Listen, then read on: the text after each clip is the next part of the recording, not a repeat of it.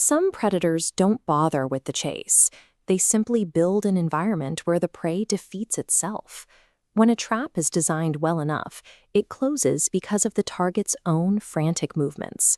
Human behavior follows a similarly predictable path during sudden crises. When resources appear to vanish, our default response is to treat the person standing next to us as the primary obstacle to our survival.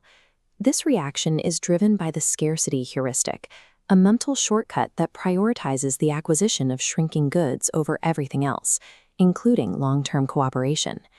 In this state of engineered panic, a population becomes so focused on competing for remaining scraps that they end up providing the very containment the predator requires. This diagram shows the neurological shift that occurs when a resource vanishes. The collaborative prefrontal cortex, the part of the brain used for complex problem-solving, goes quiet. Control is handed over to the amygdala, a primitive node dedicated to immediate survival. This creates a biological mismatch. Our ancestral programming treats a modern resource shortage as an acute physical threat, like a predator in the tall grass, demanding an immediate physical response. This survival-first circuitry is blind to abstract systemic problems. It cannot process the long-term mechanics of a supply chain or a policy chain. Instead, the brain's focus locks onto the immediate peer, obscuring the larger structure containing both of them. Once the mind is locked in this zero-sum mode, the external force managing the environment becomes effectively invisible. Within a confined group, fear operates like a neural virus. We call this emotional contagion, a rapid, involuntary synchronization of panic across a crowd. This leads to de-individuation. As the crowd's rhythm takes over, individual identity and personal moral constraints begin to dissolve. You stop making independent choices. The self-awareness required for ethical judgment is replaced by the aggressive, impulsive norms of the collective. Psychoanalyst Erik Erikson called this pseudo-speciation. The group views outsiders as an inferior species, making aggression feel like a biological necessity. The final result is a violent conflict over a proxy resource, a specific object or status that serves as a stand-in for the group's deeper fears. This collapse into mob violence follows a specific psychological trajectory, leading to a state where individuals are functionally locked into their roles. This trajectory is most visible when the environment is intentionally built with unequal power dynamics and limited resources. This is the exterior of Elstree Studios, where the 2002 BBC prison study took place.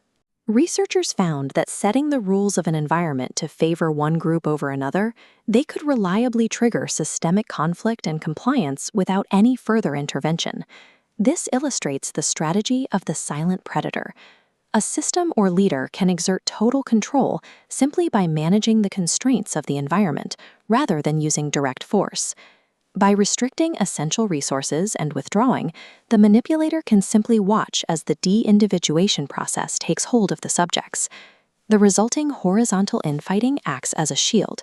The victims are so occupied with their neighbors that the person who designed the shortage is never held accountable. The most effective form of control operates by engineering systems where victims defeat each other, removing the need for direct force entirely. If the trap is built to use our own biology against us, how do we get out? Reversing the process requires re-individuation, a deliberate attempt to decouple from the group's emotional rhythm and regain self-awareness.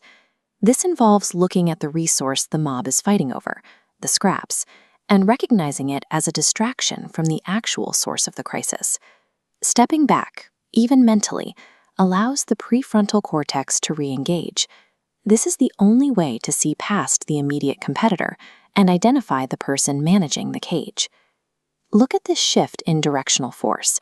We must move from horizontal conflict, battling peers for scraps, to vertical resistance, challenging the system itself.